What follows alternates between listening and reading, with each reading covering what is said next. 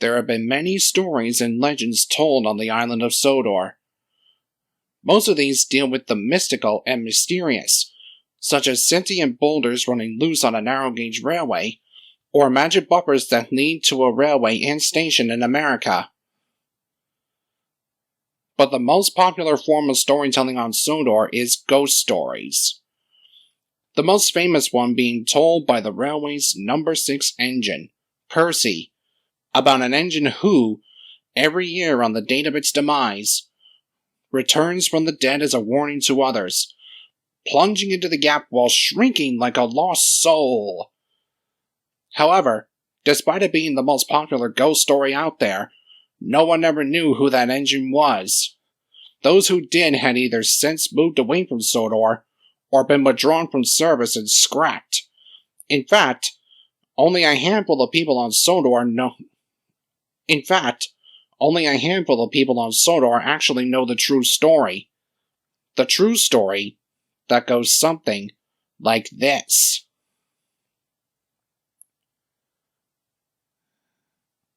A long time ago, the island of Sodor was occupied by 3 standard gauge railways. These included the Sodor and Mainland, the Wellsworth and Sudbury, and the Tidmouth, Knapford, and Elsbridge.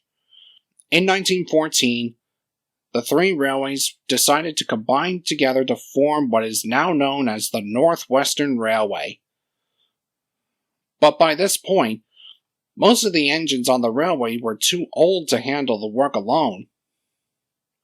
So the board of directors decided to borrow several other engines from different railways to help with the extra workloads and the construction of the railway. One of these was an 040 saddle tank engine from the Great Western Railway. His name was Jack.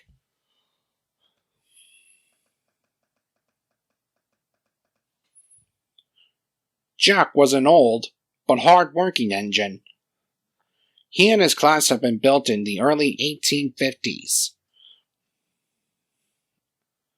and could be found all over the Great Western Railway. Since Jack was an older engine, he was more worn out than some of the other newer engines. This included worn-out brakes that barely worked, and it took him longer to slow down, which proved to be frustrating when pulling trains. Unfortunately, at the time, the railway couldn't afford to send him to the works for an overhaul. As such, he was taken off of the heavier freight and passenger services and sent to work as a shunter in the yards and sometimes pulled local passenger trains. Although he was a hard worker, his faulty brakes caused trouble for him and everyone around. He would accidentally bump trucks too fast and too hard, and when pulling passenger trains, he would often overrun the platform. But the controller and everyone else knew it wasn't his fault, and that he was trying his best. For a while, these problems weren't anything serious. But one night, that would all change.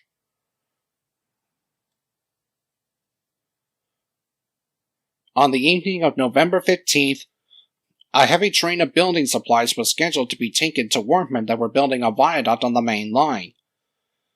Unfortunately, the engine originally rostered to take the train had been called away elsewhere, and there were no other engines available, except for Jack. Jack was reluctant to take the train at first, since it was longer and heavier than the trains he normally handled. But the controller told him that if he took it slowly and carefully, he would be alright. Jack soon agreed to take the train, and he left for the yards. When he arrived, he found the trucks already waiting for him. He reversed onto the train, but due to his faulty brakes, he bumped them a lot harder than he meant to. This made the trucks cross. They thought that Jack had bumped them on purpose. They began making a plan to teach Jack a lesson. Jack, meanwhile, was none the wiser. He was too busy worrying about not doing a good job. Eventually, the guard's whistle blew and Jack was ready to go. At first, he found it hard to start the heavy train, but soon he and the trucks were slowly pulling out of the yard and disappearing into the distance.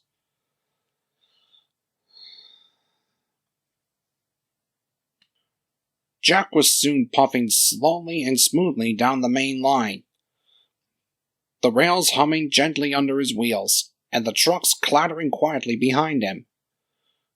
The moon was full, all the signals were down, and the wind blew gently around his smokebox. Soon they approached the big hill just outside of Wellsworth.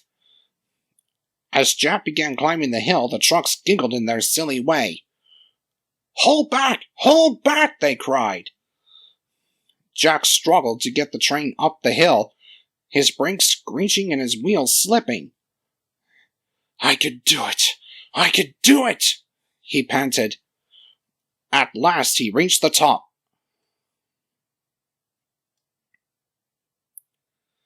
"I've done it! I've done it!" Jack cried triumphantly. Then it happened. All at once, the trucks began bumping into Jack, pushing him down the hill.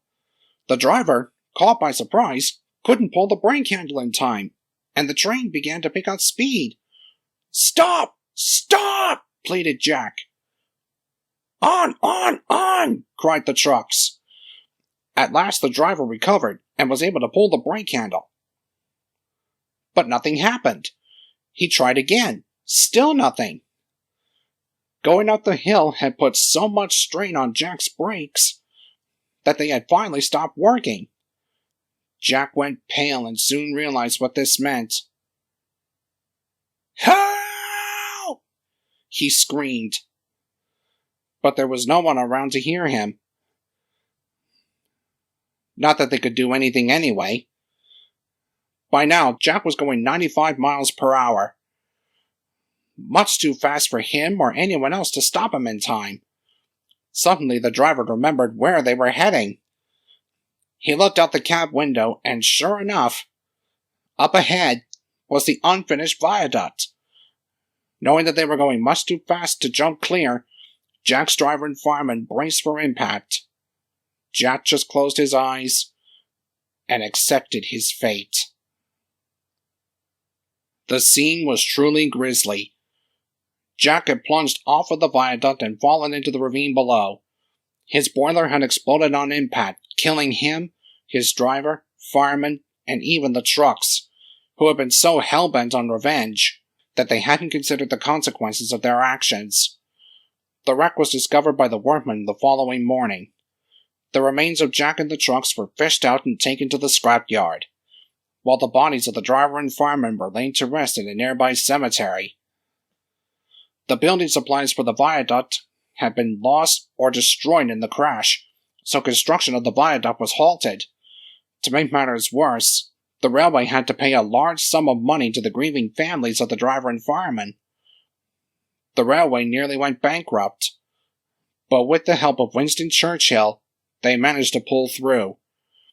As the years went by, more and more engines came to the island. Jack was eventually forgotten about. The viaduct was soon finished, and the railway flourished.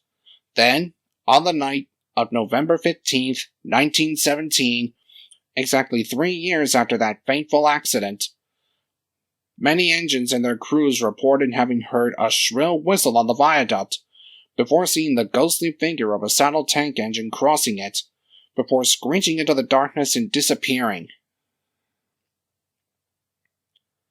At first, these claims were brushed off as the claims of sleep-deprived engines and their crews.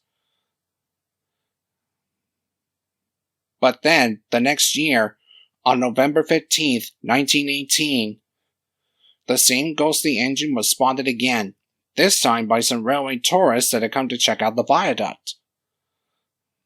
The same incident was reported every year on November 15th. The older residents of Sodor believed it to be the ghost of Jack, haunting the viaduct, but no one could figure out why. Some say that he comes back to try and take other engines to the afterlife with him. Others say that he rides the rails to warn other engines not to strain themselves too much. Whatever the reason, no one really knows. But regardless, the story of Jack was once again the talk of the island. And every year on the date of his tragic accident, Jack's spirit runs again as a warning to others. plunging into the gap, shrieking like a lost soul.